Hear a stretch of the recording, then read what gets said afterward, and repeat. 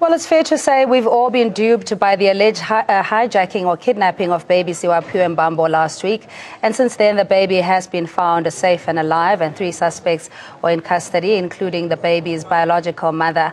On ANN7 Prime, we ask, has the baby thief mother broken the heart of a praying nation? And you are most welcome to give us a call as to what consequences she should face. Give us a call on 011-542-2186, or you can tweet at ANN7 Prime or at I am Cindy Mabi. Joining us live in studio is Apostle BJ Langa, National Convener for Eco Forum. Debbie Howes is a clinical psychologist who will join us in a little bit on the phone line. Good evening to you, Apostle, and thank you so much for joining us. I mean, the inclination now is, of course, to react with anger and rage because there was such a sense of anxiety and desperation for baby CoOp to be found, and only to find that this is actually a fake crime. What is your reaction? Yeah, thank you, Madam Cindy. We all are saddened. We are all saddened. You know, when something is presented as a tragedy, you create an empathy. You know, as in media and also from those that are in the law, they created an empathy in order to bring in awareness. And when the story also came to all our hearts, you know, I mean, South Africans are warm-hearted people. We are loving people. We are more consolate. We have that in us to support one to another. So, but now when that empathy is already created and being put out there, now we all decided and make a decision to be sympathetic, you see, on the matter. And because now we're talking about a child, you see, when you're a parent, you feel the pain of just being a parent. Yeah, I have lost a 1-month baby, and now how it turned out to us, it becomes moreover one robbing, you know, us emotionally, because it's an emotionalism kind of a process. So we feel robbed as a nation, but also as I want to appeal that to the nation that we are a caring nation, and we cannot make this a precedent and stop caring for other people. Correct. I mean, being the Good Samaritan, or, you know, it doesn't mean that if one isolated case you were treated or robbed, you know, that you don't continue with the goodwill spirit that we have. But it's also the inclination now to condemn all of these other allegations coming out that this was indeed a baby custody issue that has a third party involved, a secret lover, so to speak. How does that then just muddy the waters when it comes to how we react to issues of social care and development? Yeah, look, the other thing which we need to take cognizance of is that when there's an alleged, meaning a lover or relationship that is involved, you need to know that much of influence, we don't want to speculate, but moreover, the influence, one of the things that will make this woman, the biological mother, to react accordingly is because there could be a support of some sort.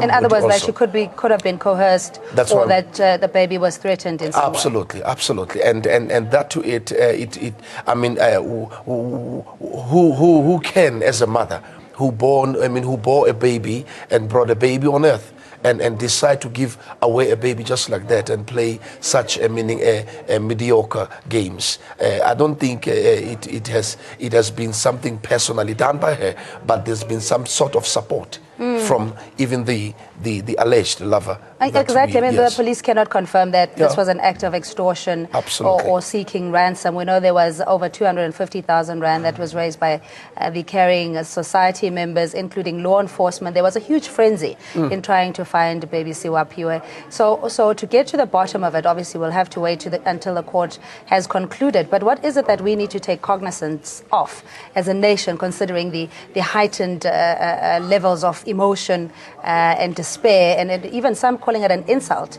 to the praying nation of South Africa? Now, yes, we need to also, as a nation, revisit, or in order to reevaluate how things are done. We are, as I said, we are an easy believism nation.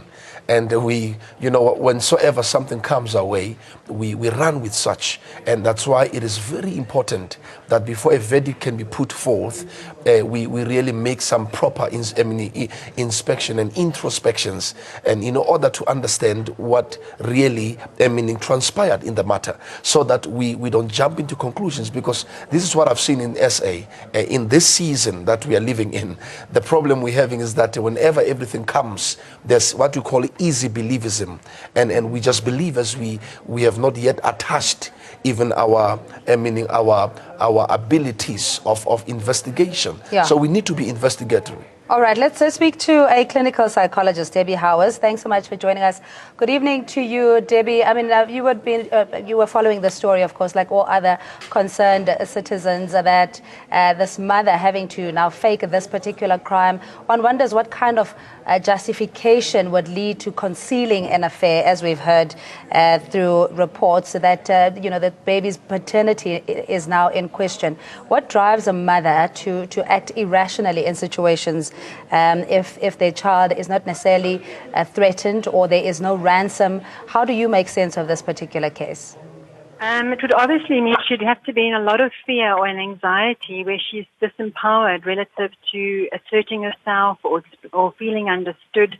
Often when she's resorted to such dire methods to actually have impact with what she wants to, she'll be living with a lot of fear, a lot of anxiety, and feeling very oppressed as a female to take a stand and to communicate where she's coming from. So often it's an indication of being a victim to relative to the ability to clearly communicate and stand up for what she really feels and believes in.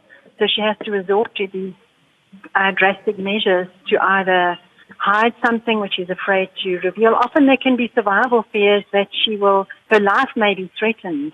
If she's, she might feel that communicating the truth will lead to loss of the child or punishment of her. So often it's deep-seated fears that will resort to this kind of behavior. So and not being able to... Sorry, Debbie, now with that kind of scenario that you've created, obviously very antagonistic and hostile and potentially life-threatening, is it still justifiable, though, for a sound-minded person to act in this particular way, considering the resources that had been used from law enforcement and just taking the society on a roller coaster ride? Yeah, obviously it's not acceptable as far as the most effective way to solve the problem. But from her perspective, it might have been the only solution she could come up with. But it is a hugely deceptive measure, which has caused a lot of distress for a lot of people concerned, because it is deception that she's had to resort to have impact. So she will have to learn how to do it effectively and obviously get consequences which are justified accordingly to teach her how to do that, how to do it elegantly. Yeah. Without, Just stay on the line first, Debbie. We take calls on 011-542-2186, or you can tweet at AN7 or at I am Cindy Mabu. We have Apostle BJ Langa, National Convener of Eco Forum, and Debbie Howes, a clinical psychologist. Where is the family in this case, Apostle, especially when we say it takes a village to raise a child, and obviously this lady, in her own state of confusion and despair, would have had to have somebody to reach out to? Yeah, definitely. You see, as you say, that it takes a family and it takes a village, it takes a community in order to build a child. So in this, I believe that there's a setback. Even though she runs to people that she can really, seek for, for a shoulder to cry on. But now people are terrified out there. You see, it's a very emotional kind of a situation that we are heading on here, and we need to give it time. And if I have to be more and bring knowledge economics to our nation, now I would say that you see, I believe that as we all are amused of this kind of happenings and this kind of manifestations, that we need to know that we are living in those times. We are living in times of deception. So to come to a place where we believe not, because if we can adopt such whereby such news will come, interimly we'll just look at them and be as if we care not, and live away and not to help even our brethren and our brothers. So I appeal again to say South Africans and also with Africans that we cannot stop that. We need to continue as we did what we have done. We can't. Now, in my understanding, this is one of those things that will happen. But we need to keep on. As much as we love each other, keep on helping and supporting each other as much as we receive such news. And I mean, Debbie, as we mentioned, I mean, this had taken a lot of interest publicly, socially, in various structures of our society, that it's not something that you just shake off. As a matter of fact, it's with shock and horror and gasp that we all read that the mother, biological mother, was involved in this particular staged hijacking. So as a society, you don't just shake it off. What Apostle is appealing here for is that you continue that generosity and spirit and caring for others. Yes. And also what it's also doing is it's triggering off people to actually look and confront in their own lives, where we're also doing deception to conceal secrets or to actually hide family dramas that we can't bring out into the open because we're also afraid. So it is a reflection to mirror to society how a lot of people are acting in very similar ways. Obviously not to that extreme, but in cultures now, we've learned to keep secrets and of affairs and to resort to covert tactics to have impact with, because often this is what we were exposed to as children in our family dynamics with our parents. Yeah. So as you grow older into adults, it persists the same pattern. Yeah, but of course there's now a double jeopardy in the sense that this woman now faces unintended consequences. She may have hoped that there wouldn't be such a frenzy in terms of the search of the baby, and it would be a crime that would quickly blow away. But I mean, should she then now face not only the might of the law, but also the cost that comes with the resources that have been used? This is, of course, after we've understood completely what was going on there in the first place. Yes, that's right. Yeah, it has blown out to such a proportion now that, but I believe that actually it should catapult people into actually confronting it in themselves. So she's more of a mirror of what's happening on a global level, and that's also what needs to be looked at. So I believe the punishment should not be entirely on herself, but everybody needs to look at their own selves, so that we can all take responsibility. But Apostle, let's talk about the environment, especially when you have to reveal a deep, dark secret around the paternity of a child not belonging to the partner that you're with, and even maybe the cultural dynamics that comes with it. It's not just something you can rally the family around a table and say, you know, this is what's happening. No, you can't. If it's been hidden for such a time, meaning for 9 months, and the baby's now 1 month old, so it tells you that it would be also be difficult for the baby mother to reveal such. So that's the reason, maybe one of the reasons why she had to actually take this route, you know. And if now meaning paternity have to be brought from the court level, then it shows you meaning how impossible it was for her to come on board and declare reasons why meaning this is happening. Because we know there are family lies and secrets that only sometimes, you know, people take to their grave. And let's take a caller. Timothy in Joburg. Hello to you. Good evening. Evening. Hi. What's your comment or question? My comment is this. I would prefer, if it's possible before a child being registered, they have to do a DNA test regarding the child, because why this problem is happening, because of most of the child has been born, they don't do DNA test advice for them to determine the paternity of the father. No, I hear you, Timothy. And just to Debbie as well, how to broach that very sensitive and controversial subject if you're not certain of the paternity of a child before it comes to what's playing out now in the public domain. It's not an easy one to bring or to discuss, especially if you feel isolated and ashamed. And especially when there's cultural and familial stigmas attached to extramarital affairs and the punishments and the prejudice and everything that accompanies that, often people are frightened of that, and it sometimes leads to survival fears because they'll be excommunicated from either the tribe or the family, and that often leads to drastic measures.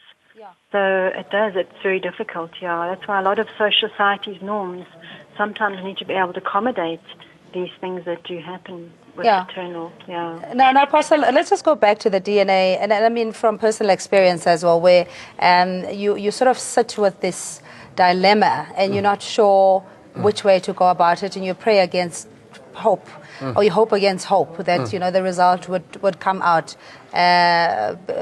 based on your wishes. Favorably, yeah. Favorably, but you obviously need to prepare for the worst case scenario, as it were.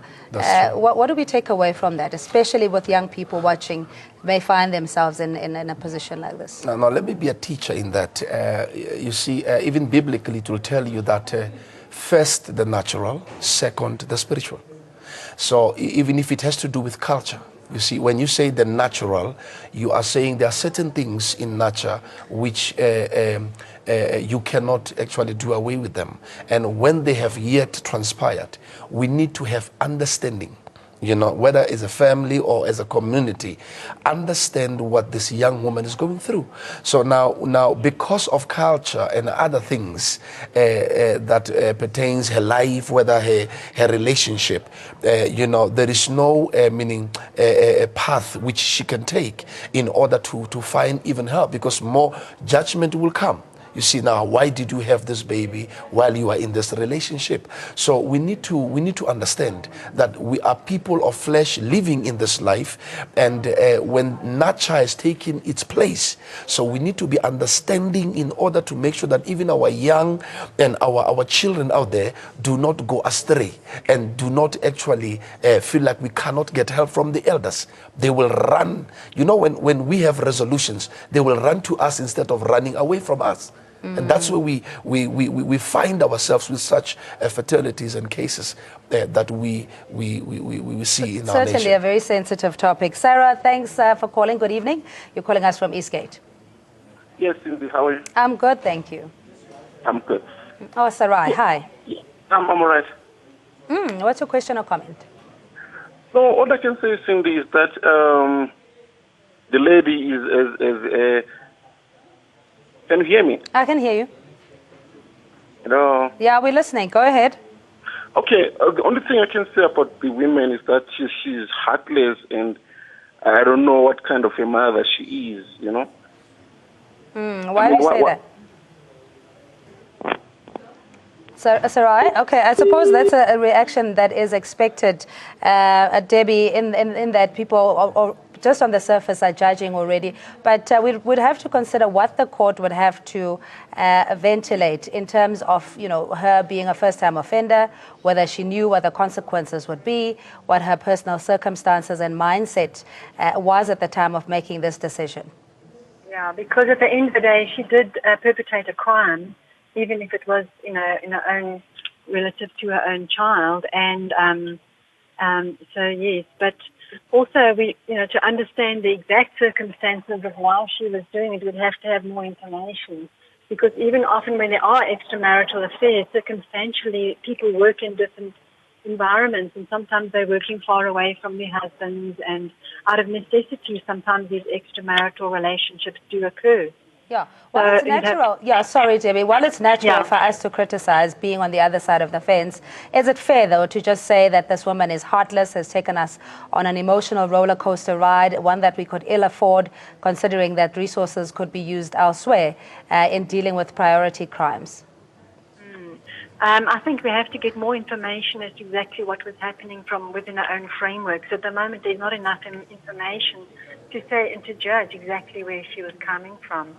But externally, there is that consequence that she needs to have based on that. But we need more information as to where she's coming from, which at the moment is not available. All right, we take another caller from Brits. Hello, as a Gerald. Good evening to you.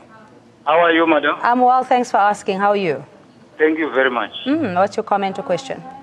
Okay. Firstly, I want to thank the South African police for the job well done. I agree. Hello? Yes, we're listening, Gerald. Secondly, I want to thank God for the prayers that we make for the baby to be found alive. Amen. Okay. My question is, I want to appeal to these people who do the human rights thing. At any cost, I don't think it's good, even for a lawyer, to stand by the mother if that DNA show that that lady is the real mother for that child. Okay, so there needs to be a maternity test done on her as well to prove that she's the biological mother. I think that's been established, Gerald, but at the moment it's the paternity test that is in question. There's no surety as to who the father of the baby is. Gerald? The other thing is, hello? Yes. The other thing is, you know, we are tired of this thing of hijacking, children missing, child missing, whatever, you see. So if it happens that police have managed to find one or two of the people who are doing this thing, they must show this the world at large that how much is the penalty. Because a human life, we don't have any cost. Even when they said 150,000 to find the baby, whatever, it's not the price of a human life. Correct. All right, Gerald. Thanks so much for your call, Ndivuweni. Thanks so much. You'll be our last caller on this debate. Good evening to you. Hi, good evening, ma'am. Yes, sir. Yes, ma'am. I think while we do not condone, the evil deed that the lady has just committed, but we should take into cognizance the fact that we, the majority of Africans, live in abject poverty, as a result of which sometimes we are psychologically affected by that. So we need to address issues pertaining to poverty so that such things could not happen. Because in any normal society, there is absolutely no situation like that that can occur if, the economic playing field is leveled. Yeah. All right, Ndivuweni, thank you so much for your call, and everybody else that called. Really appreciate it. Debbie Hauer, clinical psychologist. We'll wrap it up with you, Apostle, very briefly. Generally, the calls coming in is that still of sympathy towards the mother because we don't know the details and that she will face the might of the law and the consequences thereof. But we also need to be considerate of what her background and her circumstances were. Yeah. We need to also understand that we as the South Africans, we are actually a blessed nation. We are graced, and we cannot act like if you look even in the Bible, they'll tell you we can't act like the Samaritans, where kings will give their children to be eaten. And now I can hear the gentleman saying it's because of the poverty. You see, now we blame poverty in certain malicious kind of actions. So we cannot. And the other thing, there's no price you can put on a baby. Whether it's 250,000, whether are choppers, whether policemen not sleeping at night and roadblocks, there's no price for a child. You see, that's a human spirit. So what the police have done and what the government have done is exactly what could have been done. And again, there's nobody who can actually tear apart a nation that is prayerful. Now, in other words, prayers will not actually go down without doing what it has to do. So we prayed, and what happened? And their plan was therefore what? It was exposed. Yep. That's the reason of the prayers. So people must keep on doing what they've been doing.